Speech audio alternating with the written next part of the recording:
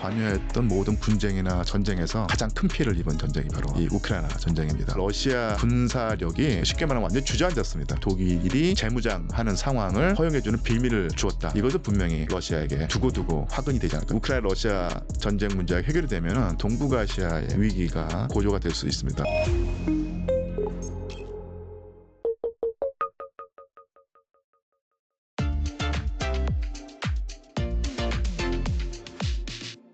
러시아 상황도 좀 살펴볼 필요가 있는데 예. 이 전쟁 비용을 충당하는 핵심 수익원인 석유와 가스 수입이 또 7월 한 달간 전년 동기 대비 27%도 감소했다 그러고 아울러 물론 우크라이나 군이 훨씬 더 사상자 수가 많겠지만은 예. 러시아 같은 경우에도 전사자 수가 최소 12만 명을 또 넘는다라고 합니다. 예. 여기다 또 부상자까지 합치면은 뭐 수십만 명 또 될 것 같기도 하고요. 그렇죠. 그래서 이 인구 감소와 재정 악화로 러시아 경제 전반이 예. 뭐 심각한 상황이다라는 얘기가 예. 있는데 예. 어떻게 보시나요? 사실은 뭐 이렇게 그 표현하면은 러시아가 감당하고 있는 전쟁 피해를 쉽게 감잡을 수 있을 텐데요. 제2차 세계대전 이후로 러시아가 관여했던 모든 분쟁이나 전쟁에서 가장 큰 피해를 입은 전쟁이 바로 이 우크라이나 전쟁입니다. 뭐 사실 2차 세계대전은 뭐 사실은 뭐 천문학적 거의 뭐 그러니까 1억 9천만 명 인구 중에서 3천만 명이 목숨을 잃는 피해를 입었으니까 네네. 이것은 사실은 뭐 그 진짜 넘사벽의 전쟁 피해였는데 그 이후로 소련 및 러시아가 그 계속해서 그 어떤 특정한 분쟁에 개입하거나 아니면 끌려들거나 했었는데 거기서 입은 피해가 적진 않았죠.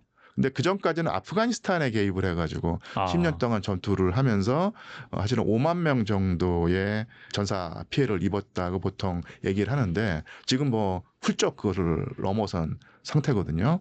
근데 물론 뭐 한때는 뭐 좀 프라파간다적인 성격이 섞여서 러시아의 그 인명 피해 규모를 뭐 50만 명, 뭐 70만 명이라고 하는 경우가 있었는데 그것은 정말로 부풀려진 것이었고 제가 예전에 나름대로 분석을 할 때는 10만 명은 넘어갈 것이고 15만 명은 안 될 것이다라는 그 사이에서 추측을 했는데 아주 지금 최근에 나오는 분석은 그런 예측이 크게 틀리진 않았다는 것인데 사실은 이것은 러시아 국민들에게 큰 고통이 될 수 있는데요. 또한 그렇다고 해서 이런 인명피해 규모가 비극인 것은 사실인데 그렇다고 해서 이 크레물린에 있는 러시아 그 정치 지도자들의 입장을 바꿀 만한 그런 고통은 아니다. 라고 볼 수 있겠죠. 사실 여기서 러시아가 이런 희생을 감수하지 않으려고 하면서 전쟁을 지금 마무리 지었을 때 장기적으로 얻는 피해가 더 크다고 생각을 할 것이라고 할 것이고요.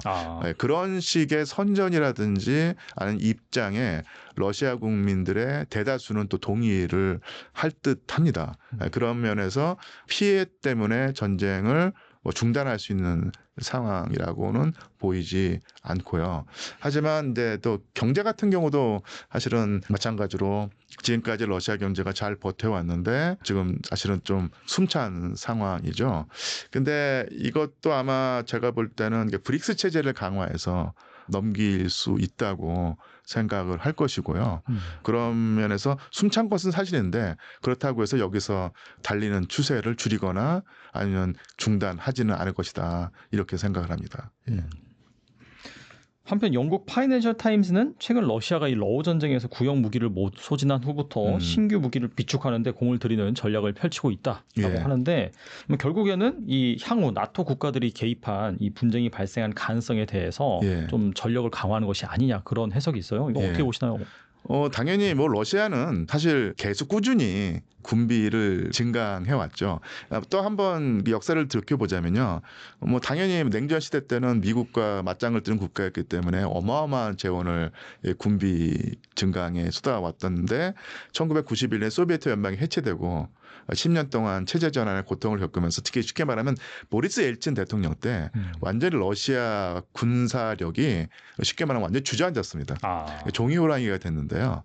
2000년에 그 푸틴 대통령이 집권하고 푸틴 대통령이 집권하면서 일정 정도 안정을 찾았고요. 더더군다나 운도 좋아서 국제 유가라든지 에너지 가격이 폭등을 하면서 러시아 경제가 상당히 완전히 그 10년 동안의 위기에서 벗어나서 상당히 발전을 해왔던 거예요. 그래서 2000년부터 지금까지 꾸준히 군사력을 이렇게 다시 재건하고 네. 복원하고 강화했던 것이거든요. 그렇기 때문에 지금 어떻게 보면은 우크라이나라고 하지만 그 뒤에 있는 미국이라든지 서방과 대결해서 3년 동안 전쟁을 수행해 올 수 있었는데요. 그런 추세에서 과히 벗어나지 않는 것이죠. 그래서 무기 재고가 바닥났기 때문에 군비를 증강하는 것이 아니라 항상 러시아는 1991년부터 2000년까지 요 10년을 빼고서는 항상 다른 나라보다 훨씬 더 많은 재원을 군사력에 투자해 왔는데 오히려 지금 두드러지는 현상은 러시아의 군비 증강보다는 서방 국가들의 군비 증강입니다. 그 측면이 더 오히려 크지 않을까 싶어요. 그래서 러시아가 군비를 증강한다고 하는 것은 뭐 늘 그래왔기 때문에 별로 그러니까 쉽게 말하면 특이하거나 깜짝 놀랄 상황은 아닌 것이고 오히려 예를 들면 독일이 재무장을 한다든지 그러니까 이런 것에 우리가 더 눈길을 주고 서유럽이 과연 어느 수준까지 군비를 증강할 것인가 이런 측면을 더 관심 가지고 봐야 되지 않을까 싶습니다. 지금 보면 유럽에서 전반적으로 이 보수 정권이 계속해서 들어오고 있고요. 예. 특히나 이제 독일 경제 같은 경우에는 뭐 사실 유럽을 이끄는 예. 선두주자였는데 최근에 또 유럽의 병자가 됐다. 예. 이 중국에 너무 의지하다 보니까 독일의 제조업이 무너진다. 대표적으로 이제 자동차 산업을 들 수도 있고. 그래서 어떻게 본다면은 그런 상황을 타개하기 위해서 이 러우 전쟁이라는 게 발생을 해서 이것 때문에 군수 산업으로 돌릴까 하는 그런 움직임이 있다라고 해요. 실제로 뭐 폭스바겐 공장을 거기에서 이제 군수 뭐 물품을 생산할 수도 있다 이런 얘기도 나오고 있고. 어떻게 보시나요, 이거는? 사실은 또 결국은 서유럽으로 넘어갈 때 국내 정치에서는 그러니까 기존의 어떤 엘리트라고 할까 아니면 뭐 크게 보면은 진보이라고 할 수 있겠고요. 그 다음에 독일 같은 경우는 독일 대한당 뭐 이런 식의 어떤 사람들은 극우라고 표현하고 어떤 분들은 또 급진 우파라고 표현하고 뭐 이렇게 하면서 이 뭐라고 새로운 대결 양상이 벌어지고 있는데 그래서 뭐 이민이라든지 그 사회복지 정책이라든지 이런 측면에서는 상당히 대립각을 세우면서 분쟁이 격화되고 있는데 특히 독일 같은 경우는 제가 좀 섣부른 추측일지 모르지만 기존의 정치 세력과 독일 대한당이라고 대표되는 그런 반대 진영이 이 부분에서는 의기투합하지 않을까. 독일의 그 군대를 키우고 재무장을 하는 측면에서는 양측이 다 그러니까 대립하기보다는 의기투합을 해서 그쪽 방향으로 해서 밀고 나갈 상황이 되는 것이고요. 그리고 항상 그 경제가 위기에 처할 때 원칙적으로는 분쟁을 줄이고 하면서 해야 되겠지만 가장 손쉬운 방법이 무기 생산해 가지고 경제를 일으켜 세우는 그럴 텐데 네. 그런 유혹을 독일도 느끼리라고 생각을 하고요. 또한 또 이런 말을 하기가 조금 자신감이 조금 없어지긴 하는데 결국 독일이라는 나라가 유럽에서 항상 전쟁을 일으켰고 그런 쪽으로 쉽게 말하면 그 사고를 친 나라였는데 독일이 재무장을 하고 국내 GDP의 5% 수준으로 군사력을 강화한다고 하는 정책을 추진한다고 하지 않습니까? 네. 그러니까 이것은 그러니까 러시아의 위협이 있기 때문에 당연히 해야 되는 어떤 반응이나 대응이라고도 볼 수 있지만 결국 100년, 200년간의 역사를 놓고 볼 때 독일이 재무장하는 것이 독일 자체나 아니면 유럽 전체나 세계 전체의 관점에서 과연 이렇게 용인할 수 있는 것인가 조금 더 경각심이라든지 아니면 조심스럽게 그것을 봐야 되지 않을까 싶은데 러시아의 위협이 있기 때문에 독일이 군비를 증강하고 재무장을 하는 것이 당연하다.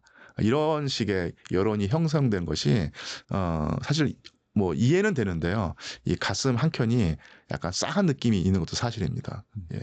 역사가 계속 그랬던 것 같네요. 사실 또 패전국인 일본을 뭐 미국은 완전 그냥 농업 국가로 만들려고 했는데 또 한반도 전쟁이 발생하는 바람에 또 다시 일본을 막 키워줬었고 그러다 일본이 너무 크니까 또 플라자 합의를 통해서 또 일본의 힘을 빼는 그러면서 또 뭐 러시아와 또 미국이 또 그런 냉전 시대 경쟁을 하다 보니까 또 중국을 또 키워줬는데 지금도 중국이 그러고 그렇죠. 다음 차례는 뭐 이렇게 가다가 또 독일이 될 수도 있겠네요. 진짜. 그러니까 독일이 그래도 이제 전 세계에서 가장 모범적인 민주주의 체제를 운영해왔던 나라인 것은 분명한 사실이고 저도 거기에 상당히 깊은 감명을 받아왔었는데 독일이 자체 방어를 위한 수준으로 군비를 증강하고 재무장을 한다고 하는 것은 충분히 이해 가능하고 또 그럴 필요가 있다고 생각을 하는데 항상 이게 그 관성이란 것이 있기 때문에 그 수준을 뛰어넘는 수준으로 방어 차원을 벗어나서 공격할 수 있는 수준으로까지 군비가 증강되는 것을